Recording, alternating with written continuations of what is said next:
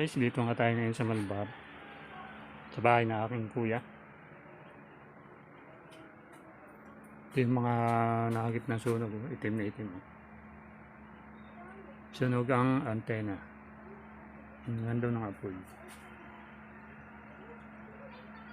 Yan o, kita nyo yung pinagsunugan. Itim na itim. Buong bahay ito. Sunog. Ubos lahat ng uniform ng mga bata. Dito sila natutulog, buti ka mo. Hindi yung mga apoy na galing sa damit na bumagsak, hindi naliyab tong higa nila.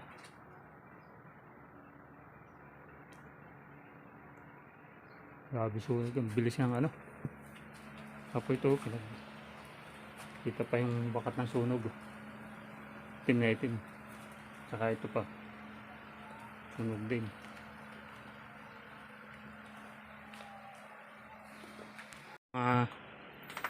Appliances na bigay sa kanila.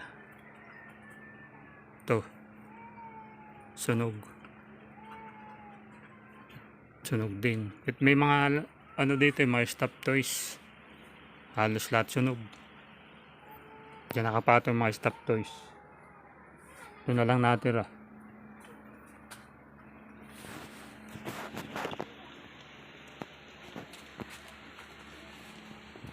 Ito yung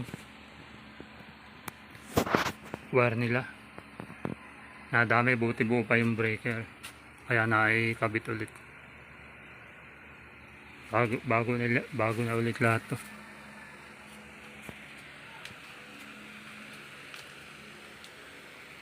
Yan. Mga bakat ng sunog. Yung itim na yan. Kita nyo ng pagkakaiba sa naabot ng sunog at hindi. Oh. Ito, yan. Itim na itim.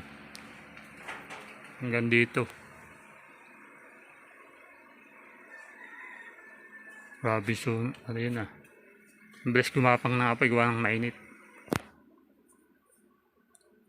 Yung sa kapitbahay naman nila dito, sunog na sunog. Yun oh.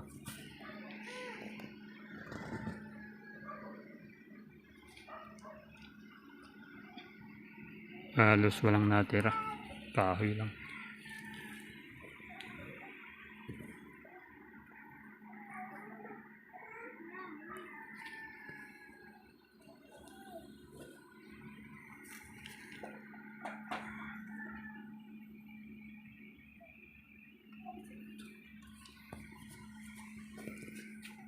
Bintana nila.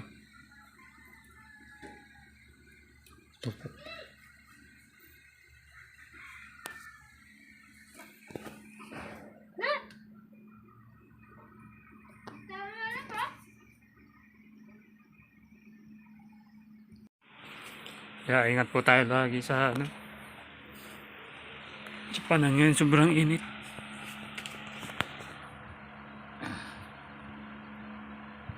Init ng panahon.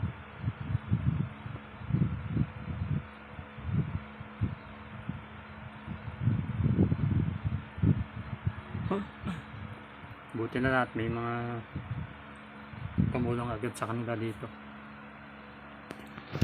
Yung may-ari ng bahay na yun na sunog, yung nandito sa ano, sa boarding house muna.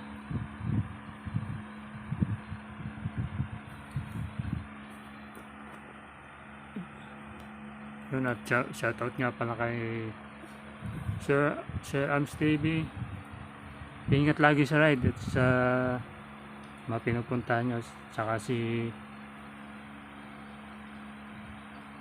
Erwin Cavite TV, shout out sa iyo. Bira na mapag-upload ng video ngayon lang ulit. Yung punta ko yan dito, yan eh, biglaan lang din. Baka titingnan ko yung ano nila dito, sitwasyon nila. Yan, medyo nakaka-recover na. Marami na ulit yan pa yung mga ano, Yung mga itim-itim niya, kitang kita yung pinagano na sunog. Hanggang dito na lang at kita-kita lang tayo sa susunod na video. JC Sinok ako. Bye bye.